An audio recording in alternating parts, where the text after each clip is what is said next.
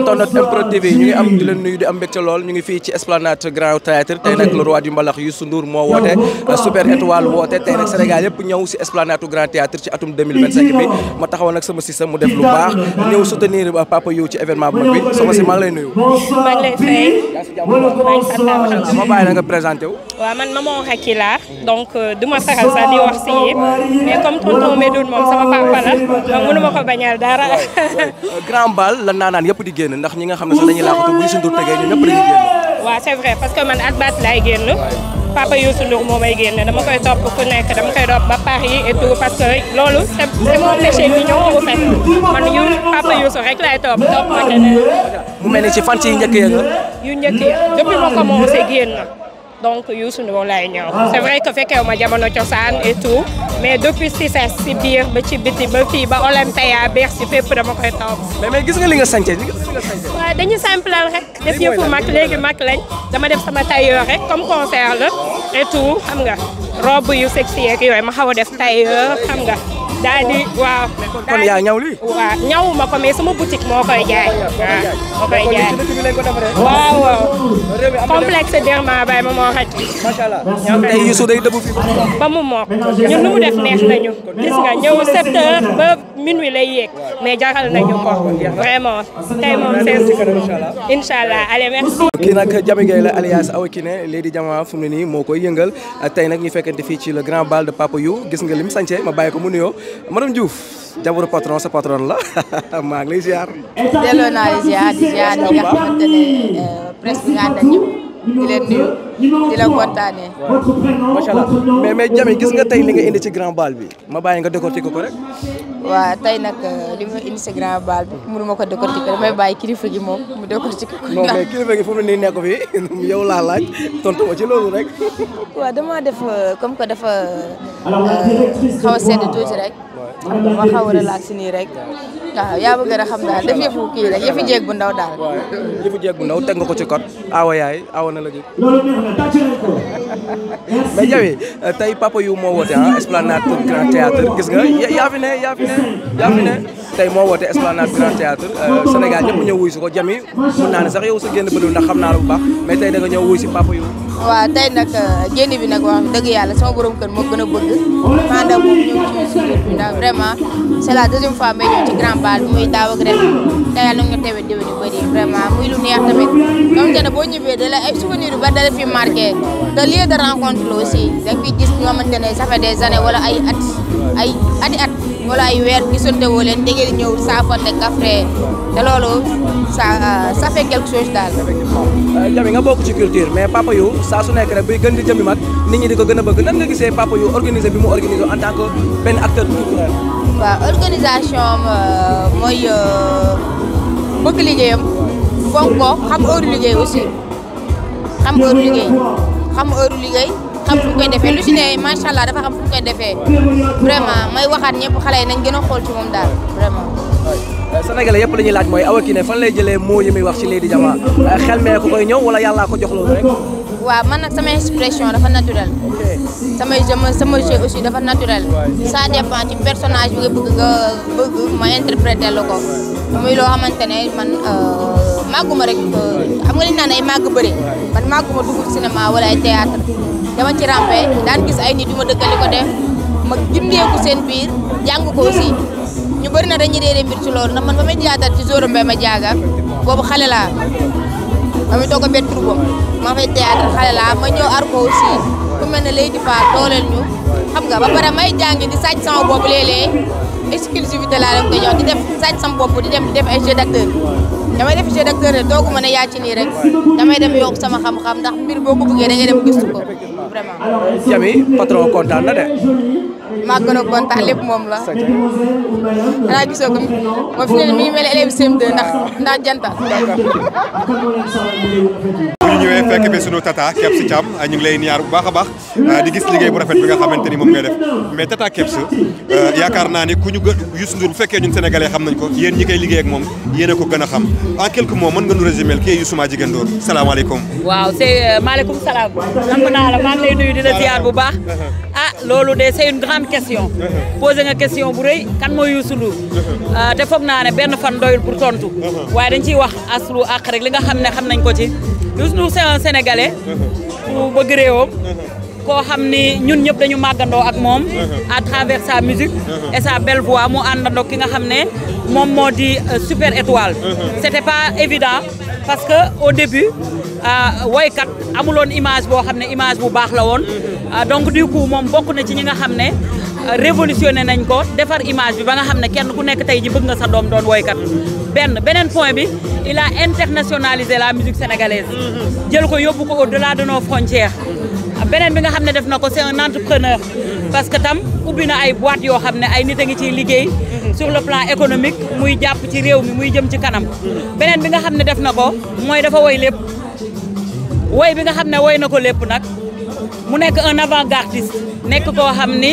c'est un futuriste ndax boo jëlee ay son yu mel ni nga naan billaay xaalis neex na xam naa ci dara sàllaaw bu ma ci amee saako du ma teree nelaw ay année 73 la woon te léegi ñëpp a ngi daw jëm ci xaalis beneen bi nga xam ne woy na ko woy na ba woy set mu woy ci hygiène mu ñu jëm ci li nga xam ne moom moo di wàllum environnement nga gis envergure bi nga xam ne am na ko Youssou Ndour woy na ba woy ni dirigeant africain yi nañu booloo doon benn dëkk moo fi doon lim ay woyam kii woy ba woy li nga xam ne moom moo di dans la vie sociale xale yi bëgguma am doom muy taxawaalu bu ma ko doon lim tey duñ fi jóge discographie Youssou Ndour bu ñu ko tojee niñ ko war a tojee da nga ciy génne yoo xam ne amaana nit ñi sax xëy na déglootuñ ko mais booy xool base ak fondement dafa am solo te base bi nga xam ne teg na ko ci musique dafa leer ba moo tax ñu koy woowee le roi mu nekk nit koo xam ne nit ku simple la ku effacé wu ñun ñi di liggéey ak moom dañu toog ay temps duñ ko gis duñ ko dégg da lay dénk ba pare bàyyi la ak mbir bi mu nekk koo xam ne daal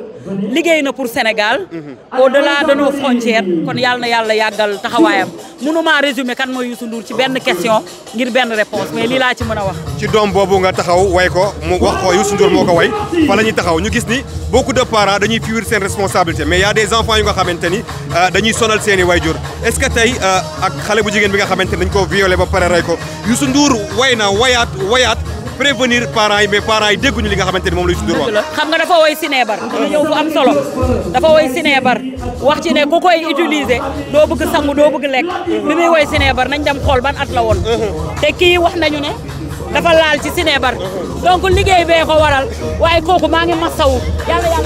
sama xarit Awa Gambi maa ngi lay ziar. How are you? Delloo ziar, how are you? I'm fine. You're right? I'm very okay. Alhamdulillah. mais tey Youssou maa jigéen wootee ci l'artiste planétaire ki nga xamante ni way na lu nekk ci àdduna ngeen ñëw wuy si yéen ñi nga xamante ni yéen a liggéey ak moom en quelques mots mën nga ñool wax kan mooy Youssou maa jigéen Ndour. Youssou mooy the roi bu ñu nee roi mooy jiit mooy koo xamante ni the king te king is a leader te Youssou has always been a leader du pour Sénégal rek mais pour Afrique pour àddina bi yëpp Youssou mondial la di ko ñun liggéey ak moom sant yàlla la. bu ñu liggéeyul woon ak moom sax le fait que ñu nekk africain nekk ci keppaaram rek sant yàlla bu baax la di coup sama voice bi dafa dee parce que boobu ba tey maa ngi liggéey et tout exactly waaye tey li fi am tey mosuñu ko gis Sénégal c'est the first time ever. mais yéen ñi nga xamante ni yéen a liggéey ak moom naka ngeen di dundee commentaire yu négatif yi ñuy teg ci deram bi Youssou Ndour dimbaliwul kii dimbaliwul kële. ku dul dem ak ku demul munul xam kuy dem nan lay def di ko moom ñàkk dem bu mu ñàkk dem foofu la toll donc nit ki ni nga tollool rek ngay jëfee donc ñun liggéey la ñu xam fight mind suñu business nekk si lu ñu war a nekk et c'est tout. ok cette fois-ci on a vu une jeune fille violée et tuée en tant que jigéen loolu metti na yëpp képp koo xamante ni sénégalais la bi nga yëgee mbir mi naka nga ko dundee. c'est triste c'est very sad parce que loolu waroon na jeex Sénégal waroon na jeex Afrique waroon na jeex Gambia waroon na jeex ci monde bi viol dafa nekk loo xam ne dañ ko war a arrêté much more xale li ñu naan child abuse loolu dafa war a jeex warut a existe di ki ko def dañ ko war a téye moom dafa war a dund pur comme ça. merci beaucoup Awa. merci. yéen a ñuy bàyyi xel ñu ngi fii ci Esplanade Grand Théâtre yaakaar naa ni bu le king wootee Youssou Madjiguène Ndour bu fekkee sunu Papa Sala Bigué yaakaar naa ni fekk nañ ko fu ñu miin Papa Sala Bigué maa ngi lay ziar bu baax a baax di la jox sa wàccuwaay. maa ngi lay delloo ziar moom fils di la jox sa wàccuwaay di nuyu Madoune di nuyu Zeyna Bamba di nuyu sama beneen fils bi. waaw wax nga li nga wax léegi rek. Youssou Ndour moom bu wootee Sénégal gépp ay ñëw. te nga ñëw Sala Bigué fekk Sala Bigué ci yëf Youssou Ndour. loolu du événement. du événement c'est normal. mais li mu def Esplanade Grand Théâtre waykat yi bëri nañu lool mais lu mel nii kenn mësu koo gis biir Sénégal. xam nga Youssou Ndour réew moo dem am na ku ñu fay tudd. Sénégal ba fi ñëwee Youssou Ndour. partout dans le monde foo dem xam nañu Youssou Ndour. dëgg la nee nañ sax il est parmi les 100 personnes plus populaires du monde. Youssou Ndour ci la bokk. muy doomu Sénégal di sunu mbokk ci askanu ngéwél. ba pare musique sénégalaise mu am fu mu ko fekk. indi ko fii mu ko indi tey. ba tey ay doomam ay sët ay rakam ay doomam ay sëtam fekk ko ci. kon su defee ni Esplanade Grand Théâtre toujours dafay wane yoon bi rek. Youssou toujours dafay devancer dafa jiitu daal ci àdduna bi. dafa jiitu ci wàllu musique. man du ma wax Afrique du ma wax àdduna laay wax. dafa jiitu nit ñi ci wàllu musique parce que moom toujours dafay anticiper. loo xam ne gars yi balaa ñu fa àgg fekk Youssou Ndour def na ko bu yàgg. lii tey wane na ni rek encore une fois mooy l'homme de 3 générations. bëggal na ay magam. dëgg la bëggal ay moromam. di bëggal ay doomam. loolu ko yàlla may. lu mel nii lan moo koy may nit. ngëm-ngëm. sa nit da ngay am ngëm-ngëm. nit ki lépp loo bëgg te muy dëgg ci yow da nga ciy boole ngëm. nit sa dañ bu dee da nga ni bëgg naa yàlla. gëm naa yàlla. te wóoluwoo ko dafay des. Youssou Ndour non seulement dafa gëm li muy def ba pare dafa wóolu li muy def. Youssou Ndour bu bëggee ba micro bi danaan kan moo ko mën. ñu ne ko diw bu nekkoon ba fongale mi mu dem jëli ko indi ko ne ko defal ma lii. ñiy wax xale yi wax ni Youssou Ndour dafa fay li muy tëgg nii xaalis lay wut parce que amatul xaalis naka nga déggee kàddu yu ñaaw yooyu. Youssou Ndour 1982 la fait de premier milliard am. histoire nga wax nii de. 1982 la fait de premier milliard am. boobu mi ngi tëgg stade Amadou Barry bu Guédiawaye. boobu la njëkk a def super étoile. étoile de Dakar la mu ñëw def super étoile. 1982 muy tëgg stade Amadou Barry bu Guédiawaye. dama lay netti lu neex. concert boobu. 20 heures la waroon commencé. dama doon brûler 15 heures lañ ma jàpp. policier dañ maa jàpp di ma yónni ba ma nu fàtte ni sax dañ maa jàpp. loolu garaaw laa léegi. doy waar ngay wax nii. buñ ma yónnee cigarette ak ndox ma ñëw jënd saa ma jaar noonu daw ñibbi fàtte naa ni dañ maa jàpp. damay ñëw indi leen seen cigarette ak seen ndox wala di ko toog ci oto bi. mais gis nga bilaay xaalis neex na ba mu bi ko Badou Ndiaye guitare.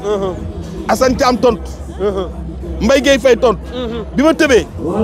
te boobu j'avais à l'âge de ay 18 ans 19 ans.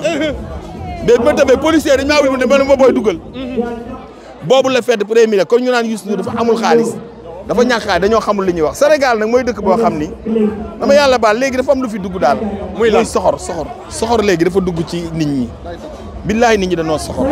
ku mel ni Youssou Ndour boo ko amee sa réew da nga ko war a valoriser war koo tiitaroo. mais waroo koo yéene musiba.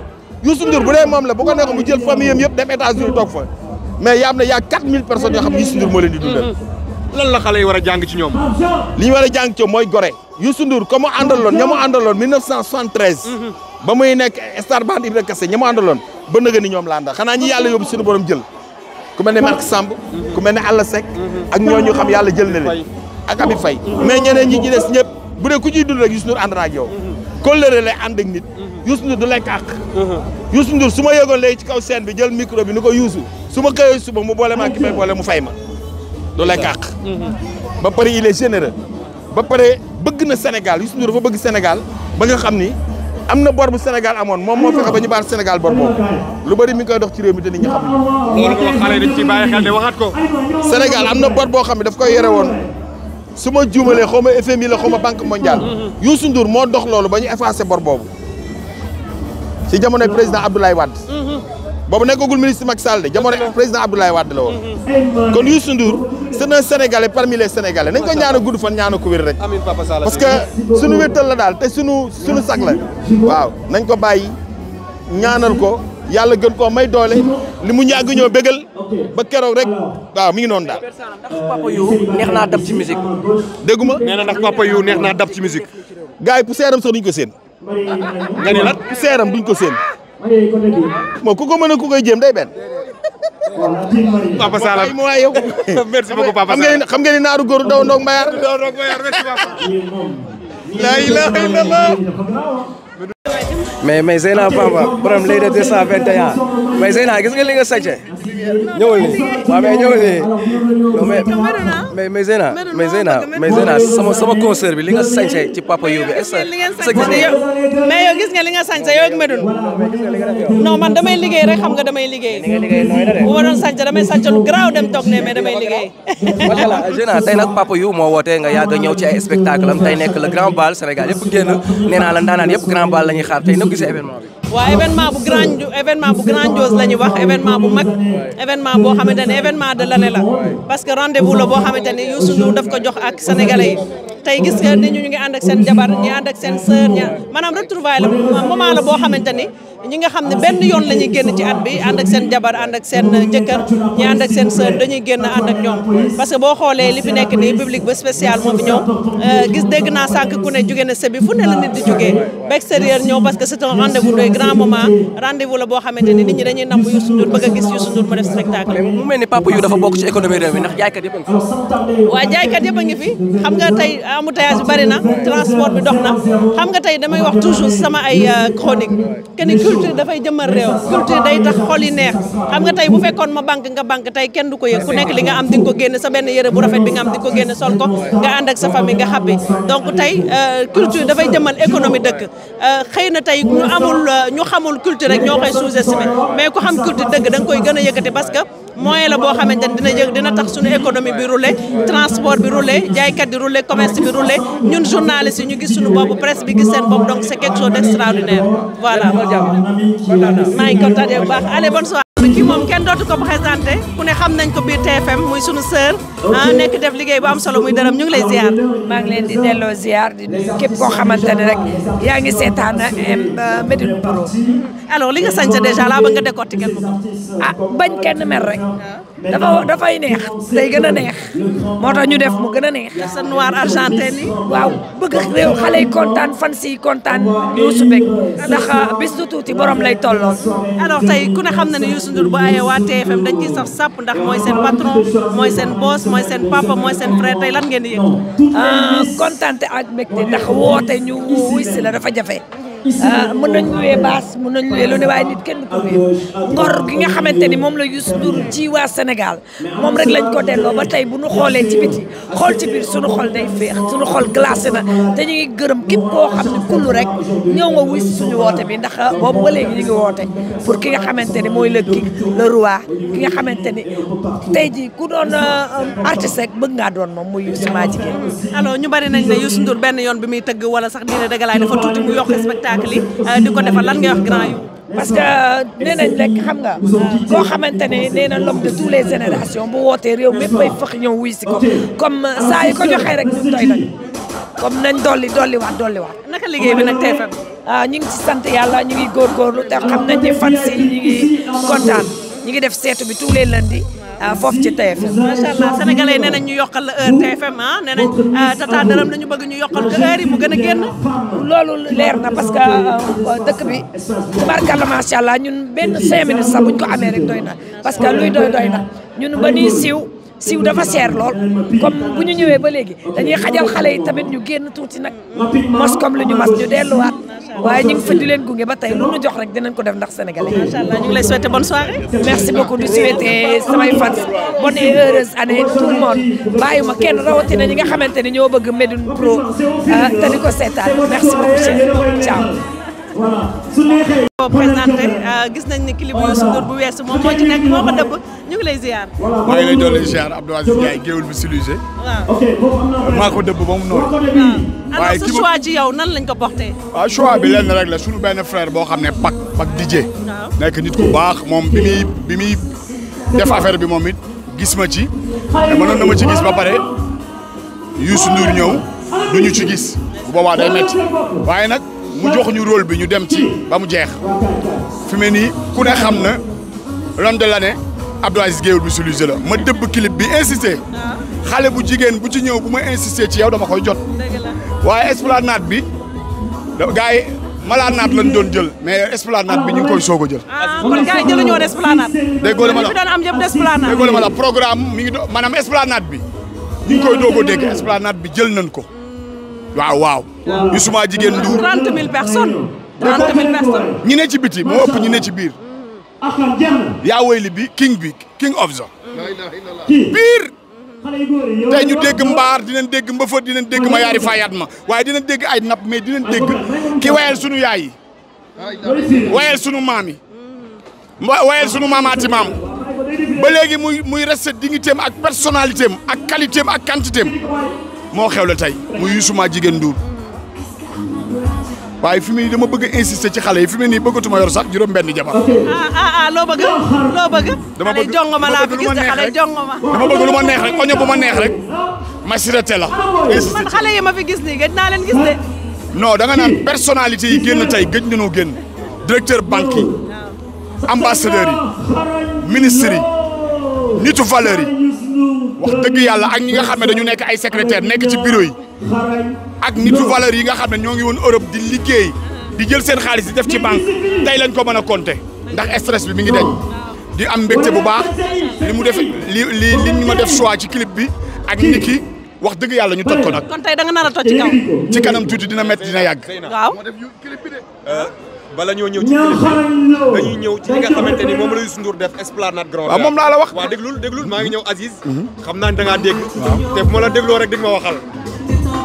lan la xale yi war a jàng ci lii koo xamante ni à l'âge de 14 ans la commencé liggéey ba léegi nii muy gën a wane boppam ci musique sénégalaise. à l'âge de 14 ans xam nga loolu du ñaari fan du ñetti fan affaire bi dafa am secret boo xam ne daf ci nekk bu nit ñi di wut buzz da ngay wut carrière mais niveau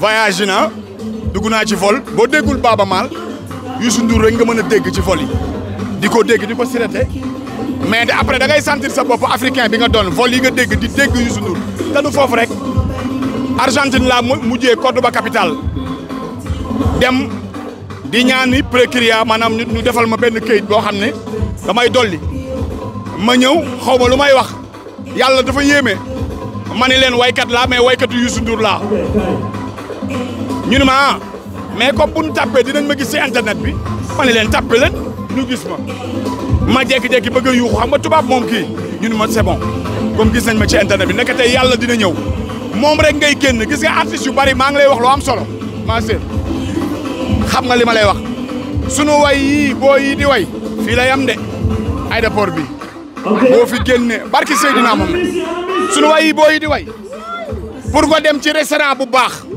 dégg ay way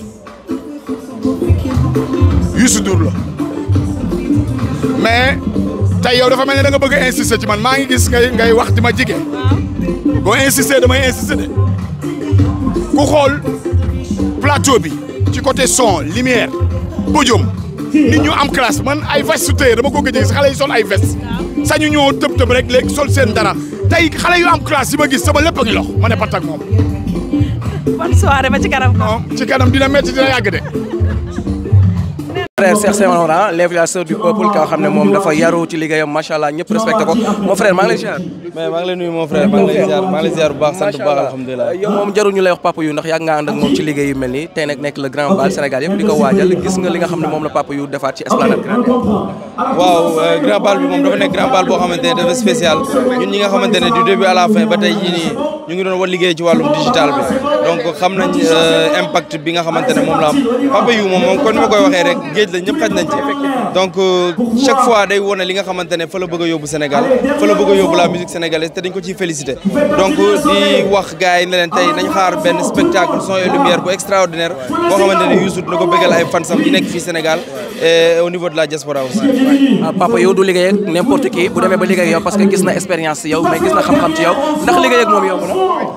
waaw Youssou moom booy liggéey ak moom saa su ne rek da ngay jàng ci moom parce que moom ku ko xam ne dafa nekk nit ku professionnel nit ku carré donc tey jii ak noo mënti mel ci sa wàllum liggéey boo lëkkaloo ak moom rek di nga xam ne tey jii am na moom lu mu la yokk donc ñun liggéey bi ñu ngi koy def ci yar ak teggin di ko def ci avec professionnalisme te dañuy jàng ci moom rek te moom du liggéey ak n'importe qui comme ni nga ko waxee donc bu lëkkaloowee ak kenn rek donc c'est parce que am na lu gis yow la dara ñun tamit ay ndaw lañ rek dañuy liggéey donc tey ji fierté la ñun tamit aussi ñuy liggéey ak moom ci nga li nga xamante moom mooy wàllum communication wàllum digital bi Youssou moom bu doon def événement moom kese sax jarul communiquer moom rek en personne jarul communiquer donc fierté la ñun aussi ñi nga xam ne dañuy liggéey ay ndaw lañ di liggéey ak moom donc dañ ci sant yàlla et di ko remercier aussi di ko wax ne ko ñun tamit ay ndaw lañ rek donc liggéey bi ñëpp xaj nañ ci waaw. Merci mon frère. Merci beaucoup merci.